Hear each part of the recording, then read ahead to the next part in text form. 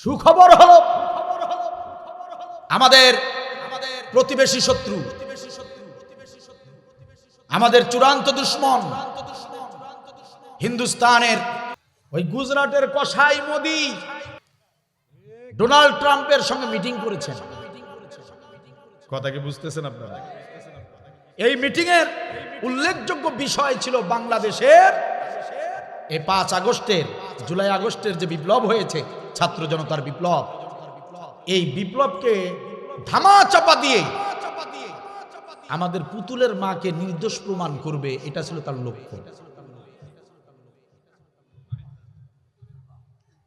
কিন্তু মোদিজির স্বপ্ন দুঃস্বপ্নে পরিণত হয়েছে। আলহামদুলিল্লাহ।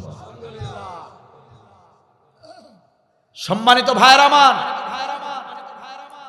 আজ জাতিসংঘের বিভিন্ন নিউজ চ্যানেলগুলো তারা একদম চূড়ান্ত আকারে সুস্পষ্টভাবে হাসিনা সরকারকে মানবতা বিরোধী, গণহত্যাকারী, হাসিনাকে চূড়ান্ত জালিম হিসেবে জাতিসংঘ থেকে ঘোষণা করেছে।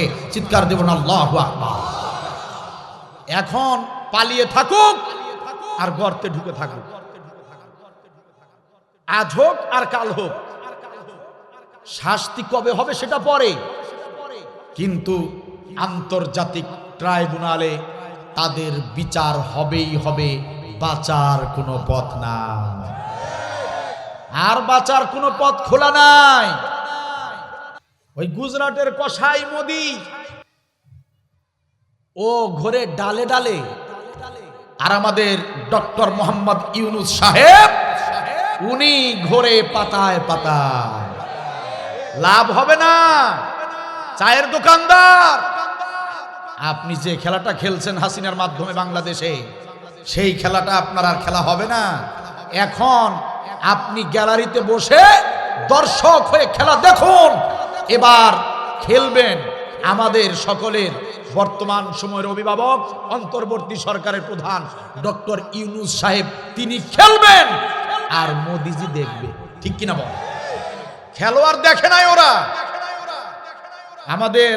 আমাদের দেশের, আমাদের পক্ষেরও কিছু কিছু ভাইরা আছে, ডক্টর ইউনূস সম্পর্কে তাদের সঠিক ধারণা নাই। ডক্টর মোহাম্মদ ইউনূস সাহেব অনেক সময় অনেক ভাবে তার বিরুদ্ধে অনেক কথা অনেক সময় এক সময় হয়েছিল, না বুঝে করেছে, সঠিকটা জানতো না, সঠিকটা না জেনে এই বিবৃতিগুলো দিয়েছে আগে।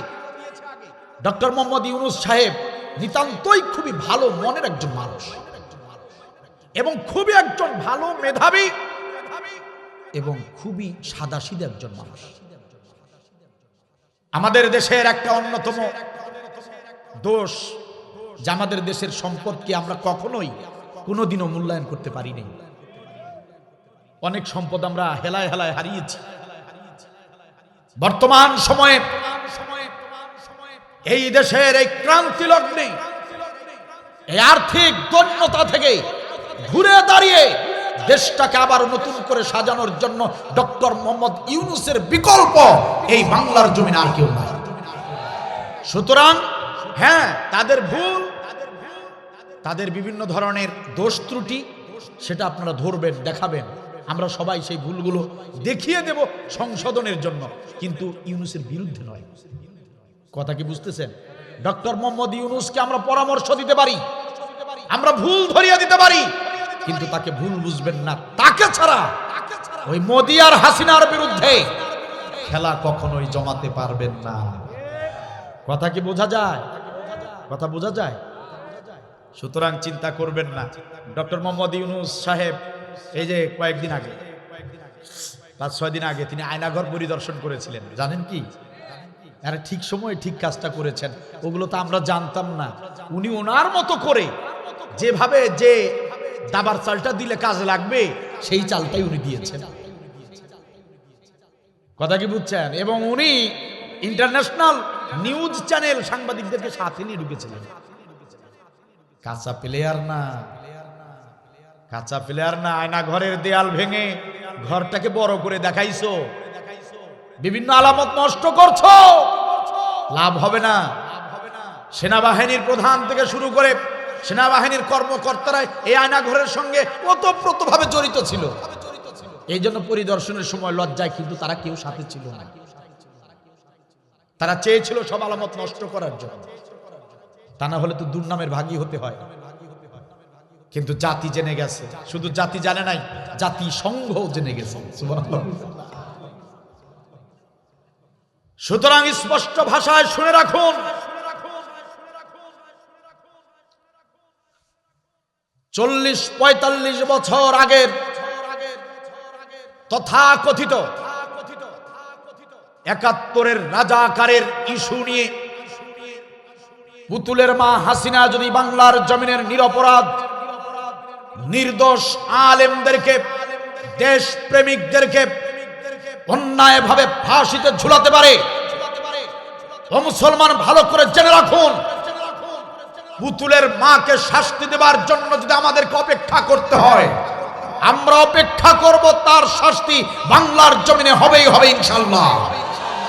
আর বিচারের আওতায় আসার আগে পুতুলের মা যদি মারা যায়, কোন কবরে তাকে শোয়ানো হবে 50 বছর পরে হলেও কবরের মাটি, কবরের হাড্ডি গুড্ডি বাংলার জমিনে এনে ওই হাড্ডি গুড্ডির বিচার আমরা করবই, আমরা করবই। তাকে কোনো ক্ষমা করা হবে না, তাকে ক্ষমা করলে আল্লাহ আমাদেরকে ক্ষমা করবে না। কথা বলেন ঠিক কিনা?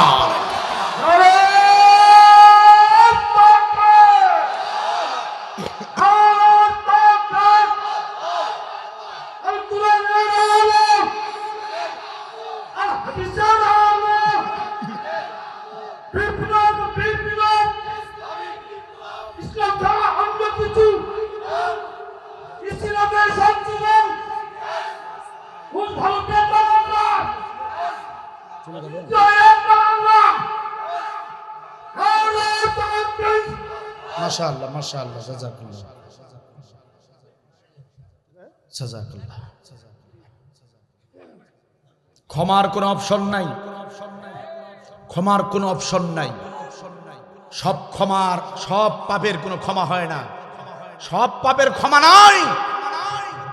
তাকে ক্ষমা করলে আল্লাহ আমাদেরকে ক্ষমা করবে না, ভালো করে মনে রাখবেন।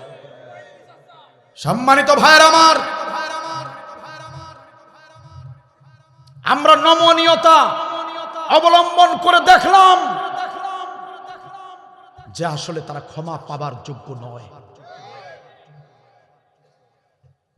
এখনো তারা ঘাপটি মেরে বিভিন্ন অঞ্চলে পালিয়ে আছে ঠিক, কিন্তু ষড়যন্ত্র বন্ধ রাখে না, ষড়যন্ত্র চালিয়ে যাচ্ছে।